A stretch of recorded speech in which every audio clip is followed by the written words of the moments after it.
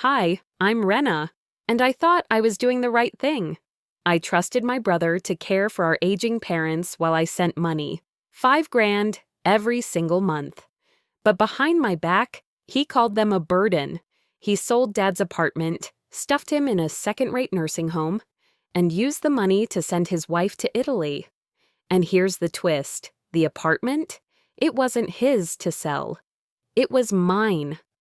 When I saw my father's name listed under unclaimed guardian, something cracked open in me. One signature later, and my brother's face turned white. How far would you go when family betrays you that deeply? Before we begin, tell us, where are you tuning in from and what time is it for you? Drop a comment below. Because this story, it might just echo something in your own. Tuesday nights always had their rhythm. I'd come home from work, kick off my heels by the door, toss my blazer over the arm of the couch, and reheat whatever leftovers I could stomach. My apartment always felt a bit too quiet, like the silence lingered a second too long. But tonight, as I sat down in front of my laptop with a lukewarm plate of lasagna, I did what I'd done like clockwork every month for the last 6 years. I sent my brother $5,000. Click, logged in, click, transfer funds, click, recipient, Gray Holt. I stared at that name for a beat too long. Grayson used to hate it when anyone shortened his name to Gray. Said it made him sound like a ghost. I smiled at the thought, more out of habit than humor. The funds were for Dad. They always had been. After Mom passed, it was just the two of us figuring out what came next. Well, mostly Grayson. I stayed in Portland. He went back to Sacramento, moved into the family house, and took on the heavy lifting. That's how he put it. I remember the first time I offered the money. "You've always been the steady one," he'd said. "Let me handle the chaos." At the time, it felt like trust. Now, 6 years later, it felt like, well, routine. I took a sip of my watered-down iced tea and glanced at my phone. No new messages, no missed calls. Grayson usually didn't reach out unless something was wrong, or unless he needed more. But tonight was different. Something about the way my chest tightened made me pause. I scrolled back through our last texts. Nothing alarming, just short, flat exchanges. "Got the wire. Thanks. Dad's okay. Busy today. We'll call later." Except he never really did. I just kept sending the money, like a direct deposit, to avoid guilt. I pushed the plate away, half-eaten, and leaned back in my chair. My fingers tapped against the desk. The transfer confirmation popped up. Transaction processed, recipient, Gray Holt. Same as always, except below it was a line I hadn't noticed before. Care facility updated. And then an address, one I'd never seen. Trembling, I clicked on it. A Google Maps tab opened, zooming in on some dingy-looking building in the middle of Stockton. Stockton? My dad hated Stockton. Said it smelled like burnt toast and regret. He wouldn't be caught dead there, not unless something had gone horribly sideways. I tried to shake the feeling off. Maybe they'd moved him temporarily.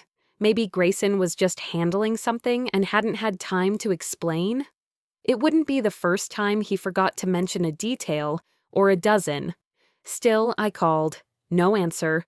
I called again, straight to voicemail. "Hey, it's me. I just saw the address change.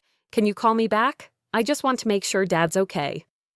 I ended the call and stared at the screen. My own reflection stared back. A tired woman in her 40s with tired eyes and a tired heart. I adjusted my glasses and told myself I was overreacting. Grayson wouldn't do anything sketchy. Not with Dad. Not after everything we promised Mom. Not after all this time, right? I got up, washed the plate, dried my hands slowly, deliberately. Anything to stop the spinning in my chest. The apartment lights felt dimmer than usual. Or maybe it was just me. The night had a way of pressing down on your thoughts, didn't it? I checked my phone again before heading to bed. The glowing confirmation sat there, unbothered. $5,000, transferred, like clockwork. But for the first time in 6 years, it didn't feel like love. It felt like something I owed to a lie I hadn't uncovered yet. I told myself it was nothing, but the next call I got proved how wrong I was. It came 2 weeks later, just after lunch on a rainy Thursday. I was at the office, the usual buzz of keyboards and printers humming around me. I was halfway through organizing quarterly reports when my phone vibrated on the desk. The number was unfamiliar, Oregon area code. I hesitated for a second, then answered. "Hello, is this Rena Holt?" A woman's voice asked, soft but clipped, like she wasn't sure if she should be talking to me. "Yes, speaking. This is Maria. I'm a nurse at Willow Pines Care Facility in Salem. I'm looking for a family contact for Mr. Walter Holt." My chest clenched. "My father?" I asked, trying not to sound alarmed. "Is everything all right?" "Oh, yes, nothing serious. He had a little fall this morning during breakfast, but he's stable. No breaks, just bruising.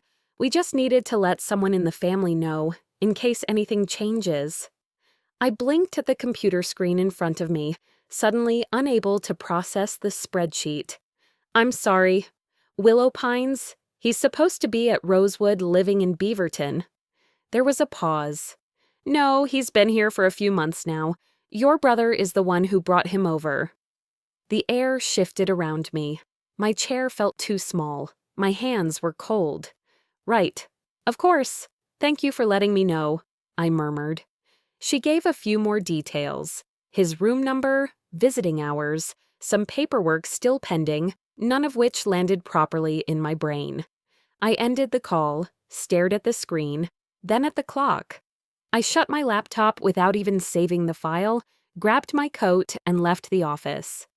Rain splattered across the windows of my car as I pulled onto I-5 South. Salem wasn't far, just under 2 hours if traffic cooperated, but the distance felt longer, heavier. The wipers cut across the windshield, thwack, thwack, thwack, like a metronome counting down to something I didn't want to face.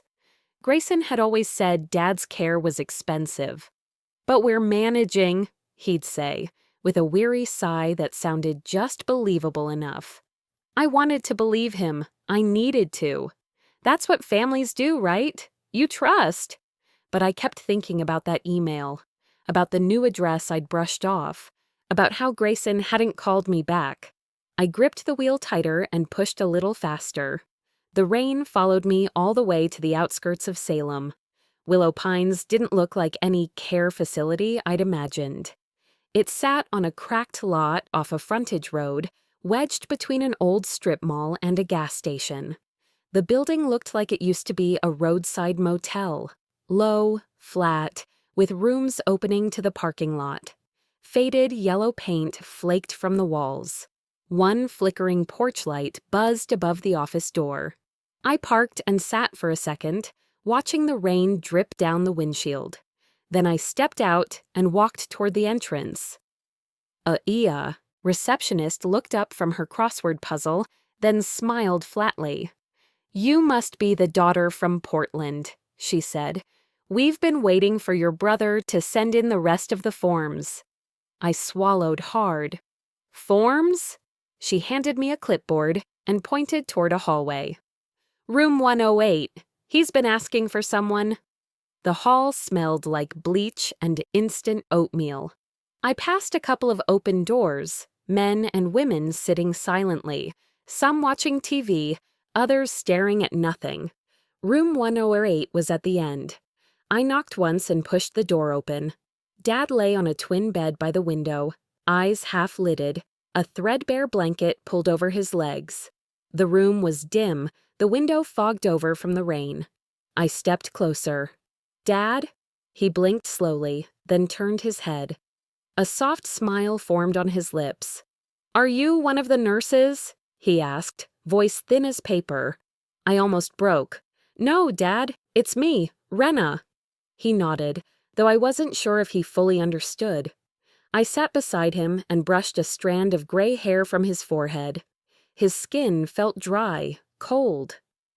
"Do you remember when we used to eat pancakes at Rosie's every Sunday?" I asked. He smiled faintly again. "You always got chocolate chips." He remembered. At least part of him did. I looked around the room, searching for something familiar. That's when I saw it, on the nightstand. His old radio, the one I'd mailed down a year ago because he used to listen to baseball games on it every afternoon. It was on, barely. Static whispered through the speakers, a broken melody beneath the hiss. I picked it up and tried turning the dial, twisting it slowly, hoping to find a clean signal. But the more I adjusted it, the worse it got.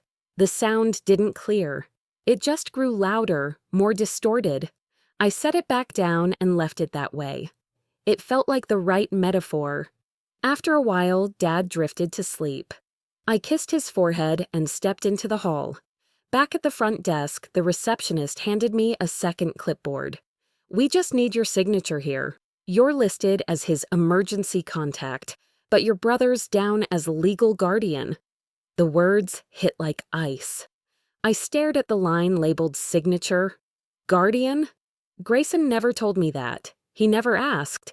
And suddenly, everything tilted. All the trust, all the months, all the wires. He hadn't just moved Dad. He'd taken control of him, of his care, his rights, his future. I signed the line with a shaky hand. I needed answers, but deep down, I already knew who to ask. The next morning, I woke to the steady patter of rain tapping against my apartment window. I lay still, staring at the ceiling, letting the weight of yesterday press against my chest. The air in the room felt heavier, thick with questions I couldn't ignore anymore. By 8:15, I was back on the road to Salem, a lukewarm travel mug of coffee balanced in my cup holder.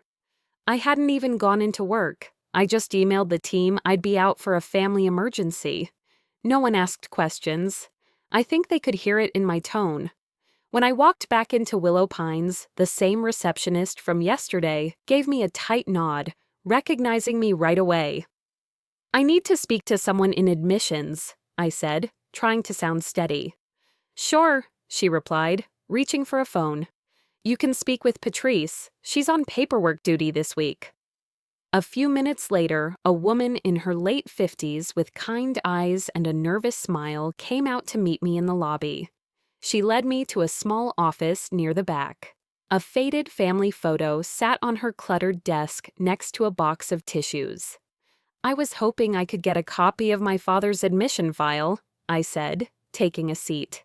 She blinked, clearly hesitant. "Well, normally we only provide those to the legal guardian or with written consent." I took a slow breath and pulled out my ID. "I'm Rena Holt, his daughter, and I'd appreciate just a quick look." Patrice studied me for a beat, then nodded and stood up. "Give me a moment."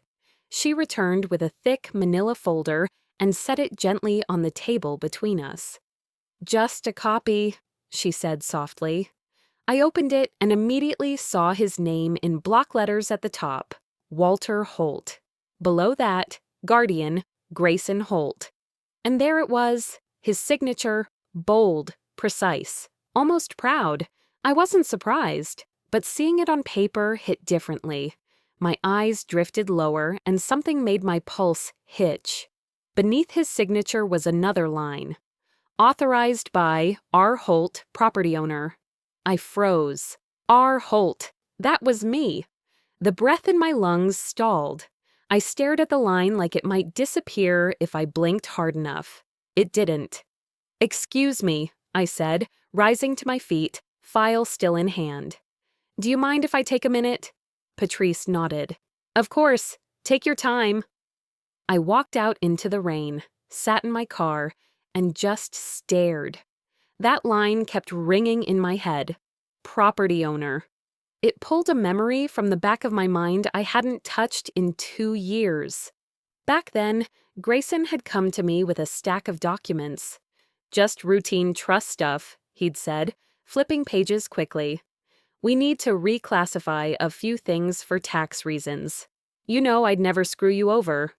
I hadn't even read them. I just signed. I trusted him. I remember the grin he gave me when I handed the folder back. The same one he used when we were kids and he got away with something. Later, he told me Dad's old apartment had sold, that the funds went straight into long-term care. It's better this way, he'd said. Smaller place, less overhead.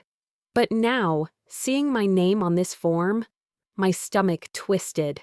The care facility Dad was living in, the same one with flickering lights and stale air, was tied to my name, to my money, to my signature. He'd used me. He'd used Dad. I sat in the car gripping the file, the rain blurring the world outside. My fingertips went numb from how hard I was holding it. You wanted to believe he'd changed, I whispered, and I had. I wanted to believe that the years softened him, that maybe marriage and fatherhood had grounded him, that the teenage boy who used to lie and sneak out had grown into a man who valued family. But the math never lied, and the numbers weren't adding up. I flipped back to the file. A note scribbled in the corner caught my attention. Maintenance paid by R. Holt Trust. I let out a dry laugh. That was my trust. My name, my trust fund. He'd rerouted it, wrapped it in legal speak, and smiled while I handed over access. And somewhere inside that rundown building, my father was sleeping under a thin blanket, drifting in and out to the sound of static from a radio I bought. The signal never clear, always just a little off, just like everything else now. I picked up my phone and stared at the screen. Then I hit call. He answered on the third ring. Casual, warm, like nothing had happened. "Hey, sis," Grayson said. "Everything okay?" I took a slow breath, letting the silence stretch a moment longer. "You and I need to talk," I said evenly, "about Dad and about the home he's in." He said it was all a misunderstanding, but what he forgot was, I read numbers for a living. 2 days later, I was staring at the front door of my brother's newly remodeled house just north of Seattle. His neighborhood had the kind of curb appeal you see in real estate brochures. Fresh paint, pruned hedges, 2-car garages with boats parked in the driveway. It looked like money. My money. I parked at the curb and sat still for a moment, listening to the low hum of the engine. The dashboard clock blinked 10:14 a.m. The drizzle had followed me up the coast, misting the windshield and softening the edges of everything. Amber answered the door with a smile a little too wide. "Rena, what a surprise! He's just in the office. Been meaning to call you, actually." Her voice was chipper, almost rehearsed. I gave her a nod and stepped inside. The air smelled like citrus cleaner and something expensive, new leather maybe. Every inch of the house gleamed like it had just been staged for a magazine shoot. As I followed her down the hallway, I passed framed photos. Beach resorts, clifftop dinners, their daughter's sweet 16 on what looked like a yacht. I paused at one shot of them in Santorini, sunlight bouncing off white stone walls, both of them grinning with wine glasses in hand. The date in the corner read 4 months after Dad's apartment had sold. Figures. Grayson's office door was half open. I pushed gently and stepped inside. He looked up from his desk, surprised but composed. "Well, well, didn't expect a road trip out of you." I didn't return the smile. "This isn't a social visit." He leaned back in his chair. "You look tense. You okay? Let's skip the part where we pretend I don't know what you've done." That got his attention. His smile faded just a little. "I don't know what you think this is, but everything I've done has been for the family, for Dad." I set the folder on his desk and opened it slowly, like I was unwrapping evidence. "You funneled funds from our father's trust into a travel account listed under Amber's name," I said, sliding the printout forward. "That villa in Italy, the one with the infinity pool, paid for by the Holt Family Trust, the one I signed over, thinking it was going toward his care. He glanced at the paper but didn't touch it. Amber, who had lingered in the doorway, took a step in. "Grayson, what's she talking about?" He shot her a quick glare. "It's nothing, just a misunderstanding in the books." I looked at her. "Your travel fund, was it a misunderstanding too?" She said nothing, eyes narrowing. Grayson stood up, palms open. "Okay, let's not make this bigger than it is." "Oh, I think it's exactly as big as it is," I replied. "You moved Dad into a facility that barely clears state inspection, while you and Amber took 2 international vacations in under a year. That's not creative accounting. That's theft." He scoffed. "You sent the money. I didn't force you." "I sent the money because I believed you were doing right by him, because I thought we were partners in this, not this." I gestured around his office. The sleek furniture, the wall-mounted TV, the custom-built desk. All of it gleamed. Amber stepped back into the hall without a word. Grayson exhaled and sat again, his tone shifting. "You always think you're smarter. You write checks, sit in your little apartment, and judge. I'm the one who shows up. I'm the one who dealt with the doctors, the paperwork, the bad days. Because you asked for that role. You wanted control. You said, 'Just send the money, I'll handle the rest.'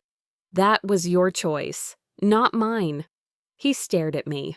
"What, you want to take it all back now? Play the hero?" I leaned in slightly, voice even. "I'm not here to play anything. I'm here because I've traced every cent.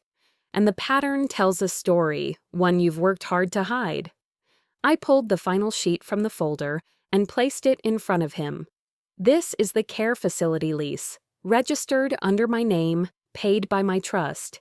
And here," I tapped the highlighted section, "is where the utilities are billed to your home address. You used my name to cover your trail." His eyes didn't move. He knew I was right. "I've already spoken to my attorney," I said, standing. "This ends now." He laughed bitterly. "You wouldn't dare." I turned toward the door. "That's where you're wrong." He didn't follow. As I walked past the photo wall again, the smiles looked different, hollow, framed illusions built on lies. Outside, the rain had picked up, spattering the windshield as I climbed into my car.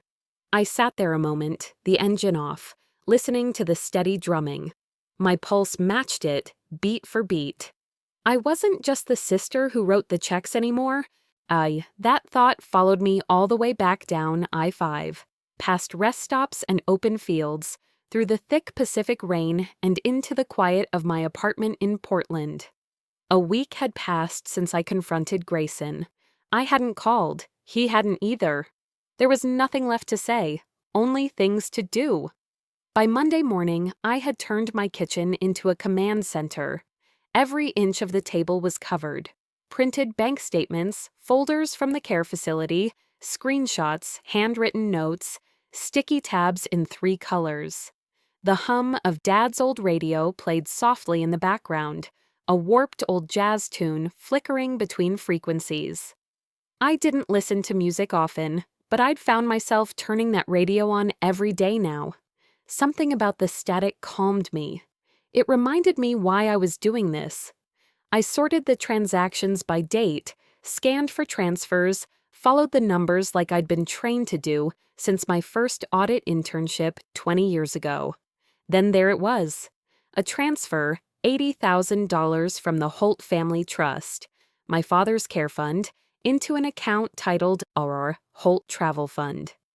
Dated exactly 2 days before Amber posted pictures from Cinque Terre with the caption, "Finally living the dream." I said the words out loud, "Paid in full, with Dad's money." My fingers hovered over the mouse. I knew what came next. The receipts were clear. The chain was legal on paper. But moral? Ethical? No. I opened a new folder, titled it simply, Action. That afternoon, I sat across from Lisa Nguyen in a quiet office in downtown. We'd shared a dorm in college, once crammed for exams over bad coffee and too many granola bars.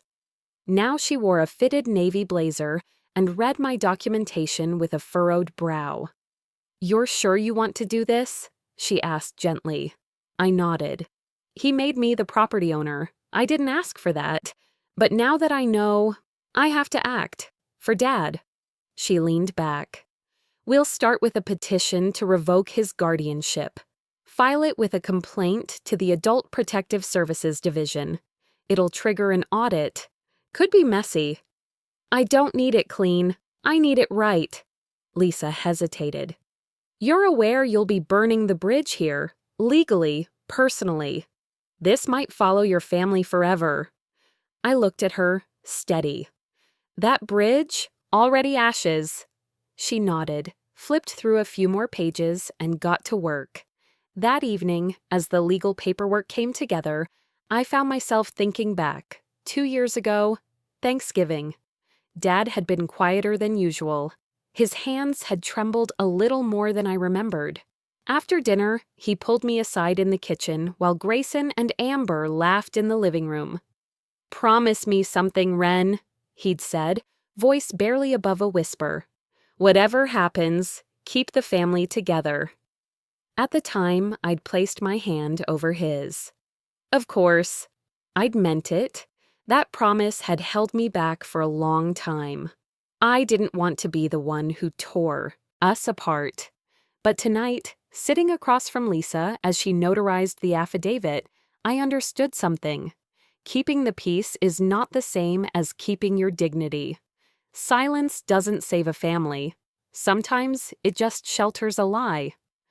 The next morning, I printed out the final set of documents. Change of management, request for financial audit, legal notice to the care facility. I walked them down to the copy center 2 blocks from my apartment, had them notarized again just to be sure, and fed each one into the fax machine.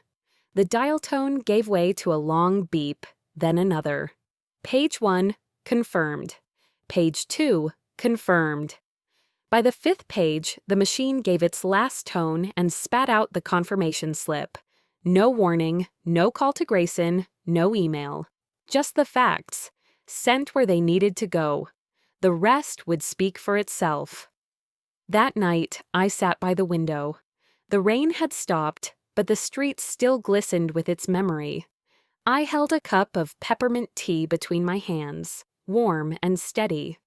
The radio played behind me again, still a little off, but not as much. The static had softened, almost tuned right. 3 days later, I was in my living room, flipping through Dad's old tax files, trying to find documentation for the trust account Lisa had mentioned in our last meeting. The air smelled like burnt coffee and ink. Familiar, grounding. My pen was mid-air when my phone rang. Grayson. I didn't pick up right away. I just stared at the screen until it stopped. Then it rang again. I finally answered. His voice was clipped, sharp. "I got a visit today. State investigator. You went too far, Renna." I took a slow breath. "You went first." He chuckled, but it wasn't amused. It was bitter. "You think you're some hero now? You're going to drag Dad's name through the mud. Ours too." "I'm saving it," I said, even though my stomach twisted at the accusation. "You'll regret this." Then he hung up. I stared at the screen for a few seconds longer than I should have, as if I could see through it. His tone wasn't angry. It was something worse, calculating. By late afternoon, Lisa called. "He just filed an injunction against you. Says you've been mismanaging your father's assets." My throat tightened. "He's flipping the narrative." "It's textbook," she said. "Deflect, confuse, reframe. But stay calm, Renna. We have records. We have timestamps. We have truth." That night, I barely slept. I kept dreaming of Dad. He was sitting in his armchair, looking right at me, asking, "Are we still family?" And in the dream, I had no answer. The morning light came gray and cold. I packed a small tote, grabbed a few documents, and drove back to the nursing home without telling anyone. No calls, no announcements. I didn't expect Grayson to be there. But when I walked into the hallway outside Dad's room, I heard his voice first, too loud, too cheerful. "There we go, Dad. Got your blanket fixed. Warm enough?" When I stepped in, he looked up and grinned like we were just catching up over lunch. "Hey, look who finally showed up," he said, his tone lined with sugar and poison. A nurse glanced up, then looked away quickly. Dad looked over at me, confused for a moment before his expression softened. "Hi, Dad," I said quietly, walking to his side. "How are they treating you?" He smiled faintly. "Better now that your brother checks on me." I froze, not outwardly, not visibly, but something inside pulled tight. Grayson stood by the window, arms crossed. He mouthed, "You lose." I didn't respond. Instead, I sat beside my father and straightened the edge of his sheet. "Do you want the radio on?" I asked, reaching for the little set on the table. Grayson stepped over and clicked it off. "That noise is annoying," he muttered. I looked at him, then back at Dad, whose eyes drifted toward the radio as if he'd noticed it missing. "Dad likes that station," I said. "It's just static." "Sometimes," I murmured, "you just have to tune it better." We stood in silence for a beat, too long. Grayson tapped his fingers against his arm, then gave a fake little laugh. "This whole drama, it's exhausting. Why don't you just drop it, Ren?" I met his gaze, held it. "Because you don't get to decide what matters anymore." No one said anything after that. He grabbed his coat and left without another word. I stayed, sat with Dad for another half hour, held his hand, talked about nothing, let the quiet speak. As I was heading out, a nurse brushed past me at the exit. She stopped, touched my elbow gently.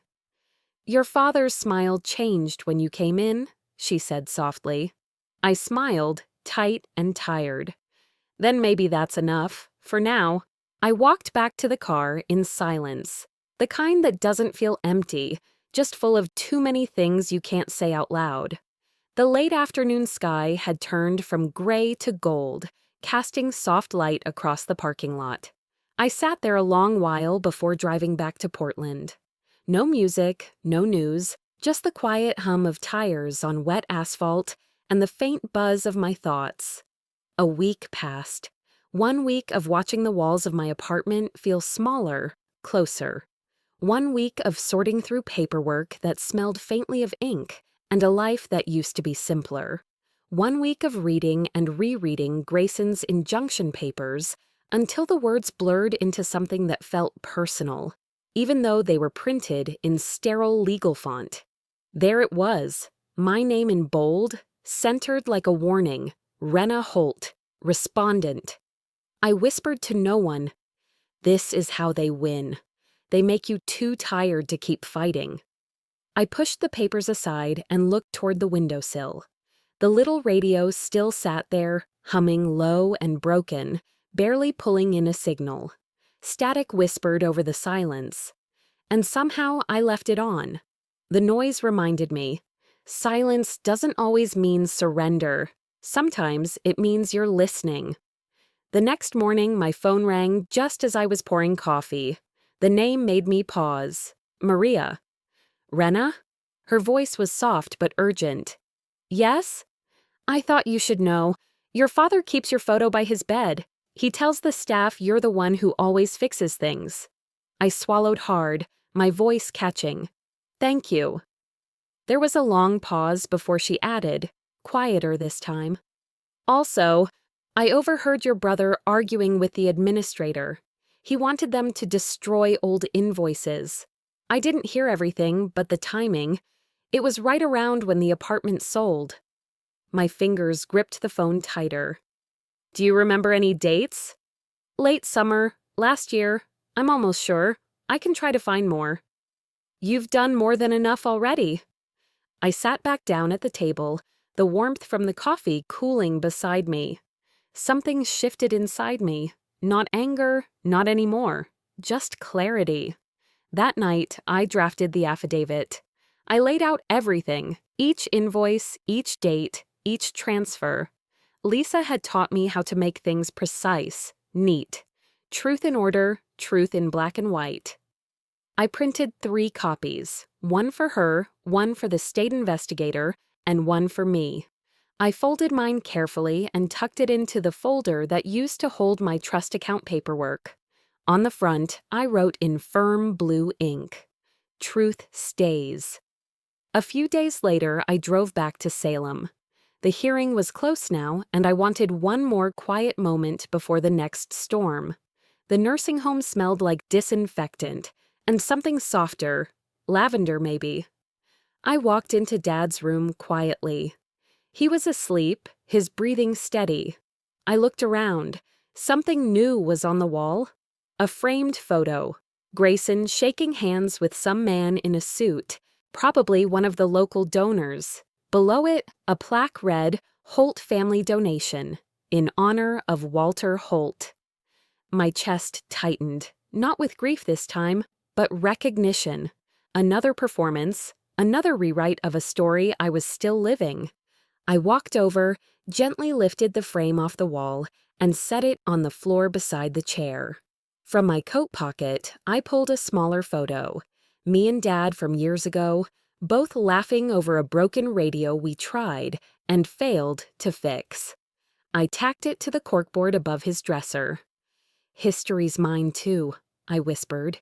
No anger, no dramatics, just fact. Outside, the sky was shifting again, a soft orange bleeding into blue. I stepped out into the evening air and paused by the door, letting the warmth of the sun hit my face. For the first time in weeks, my hands didn't shake. He's louder, I thought, but I'm clearer. 2 weeks later, I stood in front of the Marion County Courthouse, my reflection faint in the glass doors. I held the folder close to my chest, the same one that had lived on my kitchen table for months.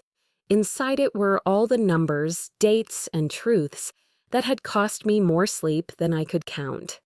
The air was damp with that Oregon chill that never really leaves. I took one deep breath before stepping inside. The courtroom was smaller than I'd imagined. Quiet, wood-paneled, almost intimate. Grayson was already there. He looked sharp, polished, even smug. His hand rested on Amber's shoulder like a prop, his wedding ring catching the light each time he moved. He smiled at me when our eyes met, the same smile he used when we were kids, the one that said, "You can't beat me." Judge Ramirez entered, a woman in her 60s with sharp eyes and an even sharper tone. "We're here to review the guardianship of Mr. Walter Holt and to address allegations of financial misconduct." Lisa leaned close to me and whispered, "Truth, not emotion." I nodded, though I could feel my pulse pounding through my hands. Grayson went first. Of course he did. He stood up smoothly, confident as ever. "My sister doesn't understand the complexities of elder care," he began, his voice warm and rehearsed. "She's angry because she doesn't know what it takes to handle things day to day. She's emotional." He even had the nerve to smile. "Rena's always been generous. She writes checks, she sends money, but she's never actually here. Someone had to take responsibility." His words hung in the air like smoke. I felt the heat rising in my chest, but kept still. Judge Ramirez watched both of us with quiet interest. Lisa stood. "Your Honor, my client has evidence showing that her brother diverted over $80,000 from their father's care fund into personal expenditures, including overseas travel and private purchases." Grayson scoffed, shaking his head. "She's twisting numbers, Your Honor. She's an accountant, not a lawyer. She's looking for patterns that aren't there." Lisa didn't flinch. She slid a thick binder across the table. "Then perhaps Mr. Holt can explain why those patterns align perfectly with his wife's travel fund, his new vehicle purchase, and the timeline of his father's property sale." Amber's face drained of color. Before Grayson could respond, the courtroom doors opened. Maria, the nurse, stepped inside. Her scrubs were neatly pressed, her expression steady. "Ms. Nguyen," the judge said, "is this your witness?" "Yes, Your Honor." Maria took the stand. Her voice trembled slightly at first. "I worked at the facility where Mr. Holt's father resides. I overheard Mr. Grayson Holt asking the administrator to discard certain invoices related to care payments. They appeared to be older records." Grayson slammed his pen on the table. "This is ridiculous." The judge raised a hand. "You'll have your turn, Mr. Holt." I finally spoke. My voice surprised even me. Calm, almost soft. "He told them I was just a checkbook," I said, not looking at him. "But that checkbook bought his trip to Rome, his car, and his silence." The room fell still. Grayson opened his mouth, but no words came out. Judge Ramirez turned to him. "Do you have a response?" He tried to recover his charm, leaning forward. "You don't understand. Dad agreed to everything. He wanted us to enjoy life. He trusted me." I reached into my folder and slid one more document forward. "Then why," I asked evenly, "is the facility property deed signed under my name?" The silence that followed felt like the entire courthouse was holding its breath. Grayson's jaw twitched. His confidence, the one thing he always had, was slipping fast. Judge Ramirez reviewed the papers briefly before speaking. "Guardianship of Mr. Walter Holt is hereby revoked. A full financial audit will be conducted by the state. Mr. Holt, you are to relinquish control of all related accounts immediately." Amber's shoulders fell. Grayson's hand slipped off hers. He sat down heavily, eyes darting between me, the judge, and the folder that had undone him. When it was over, I gathered my papers and stood. Grayson didn't move. As I walked past him, he muttered under his breath, "You always wanted to ruin me." I paused at the door. My voice came out steady, almost kind. "That's what you need to believe." Outside, the rain had started again. Not the cold, angry kind, but gentle, cleansing. Lisa caught up to me on the steps, smiling faintly. "You did it." I shook my head. "No, I just stopped pretending." The rain kept falling, soft and even, washing the courthouse steps clean. I didn't rush to the car. I just stood for a moment under the gray Oregon sky, letting the quiet settle in my bones. Not empty, not hollow, just quiet. 2 months passed. The rhythm of things had changed. No more court dates marked on my calendar. No more files stacked in the corner of my kitchen. The adrenaline that had carried me for months had long since faded. What remained was steadier, more grounded.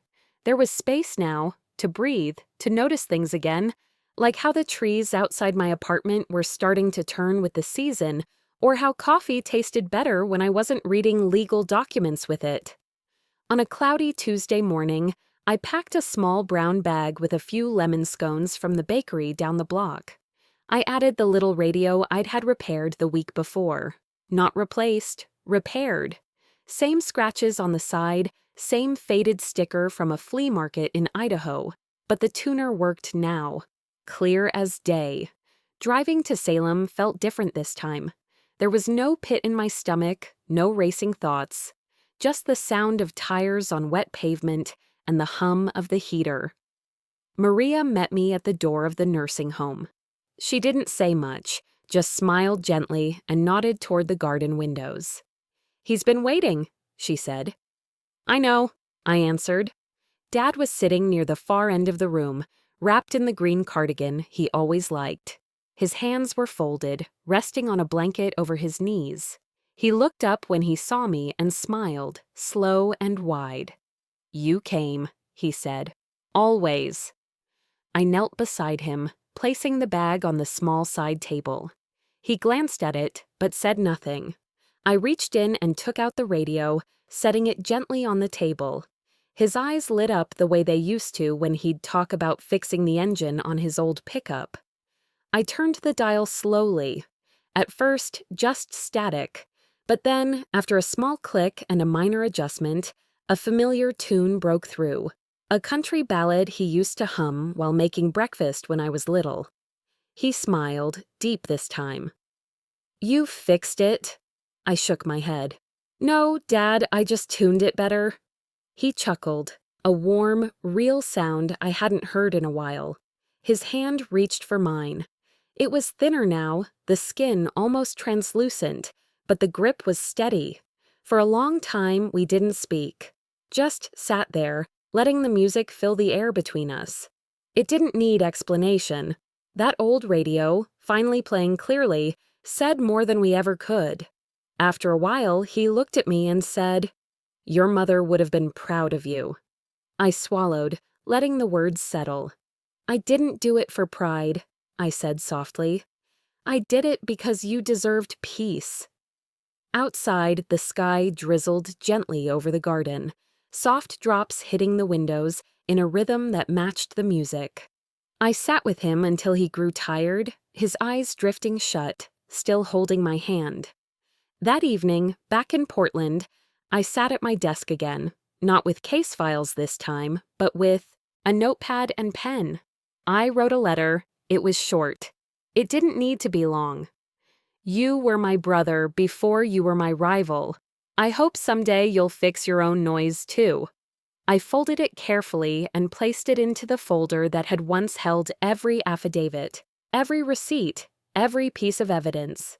Now, it held just this one letter. Not for mailing, not for revenge, just for release. The next morning, I walked through downtown, past the bookstore I used to visit, past the bench where I'd once sat with too many unanswered questions. The world hadn't changed, but I had. My phone buzzed. A message from Lisa. Case closed. Officially. I stopped at a coffee shop on the corner, the one with mismatched chairs and 2 loud ceiling fans. I ordered a cappuccino and sat by the window. From the speaker above the counter, a familiar tune played, the same one from Dad's radio. The version was newer, the tempo a little slower, but it was unmistakable. I smiled and whispered to myself, "Guess we're tuned right this time." I didn't need a gavel to tell me it was over. I didn't need an apology from Grayson. Some stories don't end with grand gestures or loud conclusions. Not every story ends loud. Some end when the noise finally fades, and you can hear your own heart again.